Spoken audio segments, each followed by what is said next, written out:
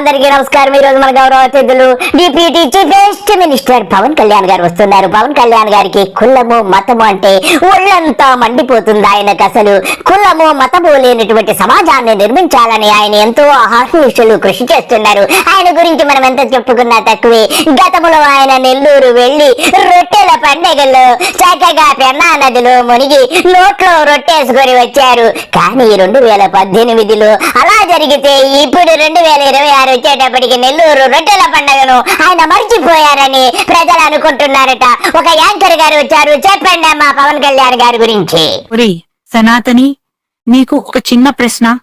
2018లో మీరు నెల్లూరు రొట్టెల పండుగకు వెళ్లారు కదా. ఇప్పుడు ఈ ఏడాది కూడా రొట్టెల పండుగ ప్రారంభమైంది. మరి ఈసారి వెళ్తావా వెళ్ళవా? ప్రజలకు నీ సమాధానం ఏమిటి? 2018లో రొట్టెల పండుగకు వెళ్లి ఎంతో ఓవర్ యాక్షన్ చేశావు. తరువాత కాషాయం పులుముకున్నావు. కాసేపు క్రిస్టియన్ అంటావు.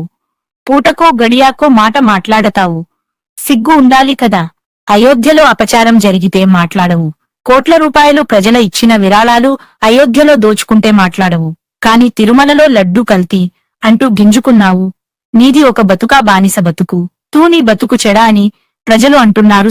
చాలా సంతోషం మేడం, ఎంతో చక్కగా చెప్పారు మా పవన్ కళ్యాణ్ గారు. ఒక పెద్ద ఊసర బిల్లని మనకి తెలుసు. ఆయన గంట గంటకు మతం మారుతారు, గంట గంటకు కులం మారుతారు, అన్ని మారిపోతారు, ప్రతి ఒక్కటి మారిపోతూ ఉంటారు. ఆయన గురించి ఎంత చెప్పుకున్నా తక్కువే. ముస్లిం సోదరులారు ఒక్కసారి మా పవన్ కళ్యాణ్ 2018లో పెన్నా నదిలో రొట్టెల పండుగలు చేసినటువంటి ఓవరేక్షన్ అందరూ చూడండి. ప్రజలారా, ఇతని గురించి ఇంతకంటే మనం ఏమీ చెప్పలేము. కాబట్టి అందరికీ నమస్కారం. మీకు అన్ని శుభాలు కలగాలని నేను కోరుకుంటున్నాను. పవన్ కళ్యాణ్ గారు నమస్తే, బాయ్.